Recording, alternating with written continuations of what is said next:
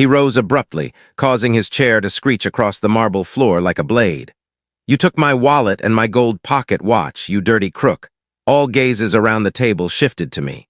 The space hushed with clattering utensils, unfinished meals, and forced grins. Everything halted. I blinked once, composed. Then appeared the grin, that arrogant, recognizable curl of his mouth as he delved into the compact leather pouch next to my seat. He extracted his wallet and gold pocket watch, displaying them like prizes. "Look, I was sure it was you," he jeered. Murmurs of surprise spread across the group. My spouse's mother shielded her lips. Her father lowered his head in quiet disapproval.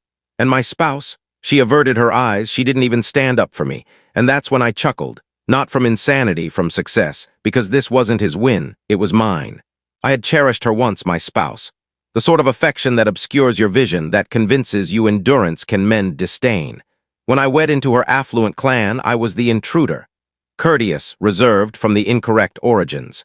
They endured me. She relished being the one who wed beneath her status. Initially, I thought her haughtiness was merely a shield, but gradually it turned into malice, understated at the start. Open reprimands, ridiculing my speech, diminishing my career. Her sibling, Daniel, thrived on it. He cracked quips about me during family meals, handling me like the household's wandering mutt. I permitted them. For 2 years I grinned, agreed, and observed, until I perceived their true nature. It began with a financial alert, a withdrawal, substantial, unknown, then another. When I examined the shared account, I spotted the sequence.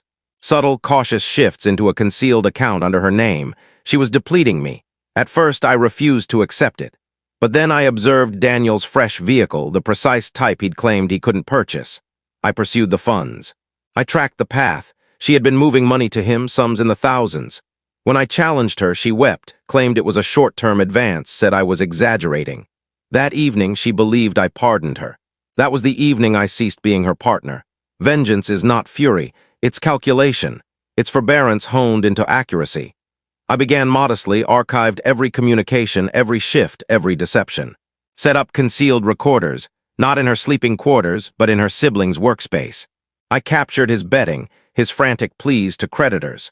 I even compensated one of his associates to reveal his obligations to the incorrect individuals. Then I supplied them optimism.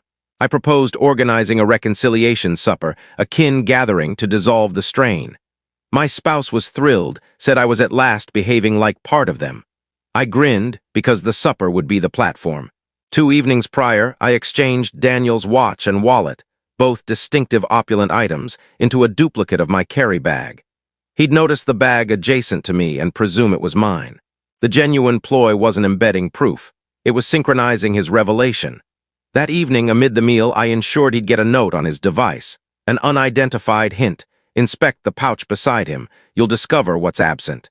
He swallowed the lure. Every swindler believes he's cleverer than others. So when he stood, yelling, and theatrically withdrew his wallet and watch from my bag, I allowed the quiet to linger. Allowed their revulsion to saturate the area. Then I chuckled, because the instant his fingers contacted the watch, an alert triggered on his device. The identical device I had duplicated, his expression blanched. The display revealed a note from his creditor. "Your obligations exposed now. You shouldn't have betrayed me." My spouse's device vibrated as well. A connection. A communal folder, every financial shift, every exchange between her and her sibling, scheming to implicate me. To press for separation, to claim the leftover assets in our shared account. I had orchestrated it flawlessly. The space exploded. Her father grabbed the device from her grasp, browsing in incredulity. Her mother started to weep softly. Daniel faltered, his complexion shifting crimson, then ashen. "This is fabricated. He tampered. Verify the dates," I stated serenely. They did. My spouse gazed at me then, truly gazed. The hue faded from her features. She murmured, "You were aware?" "I was aware," I said, "for months." The quiet that ensued wasn't astonishment. It was surrender. Daniel departed first, grumbling oaths. My spouse trailed, but her father halted her at the entrance. "Surrender your keys," he said icily. When they had left, I remained in place, completed my wine. The clan leader, the individual who once labeled me a leech, refilled my glass. "You orchestrated this," he said softly. Yes, he inclined his head once. Well done. Later that evening, I strolled by the parking area where Daniel's vehicle once stood. The atmosphere felt fresh. Gentle precipitation, the type that cleanses all pretense. I anticipated remorse, but all I sensed was calm. Disloyalty doesn't sting when you've already interred affection. They believed I was the idiot, the alien, the impoverished individual yearning for acceptance. But I was the sole one at that gathering who understood how the contest would conclude.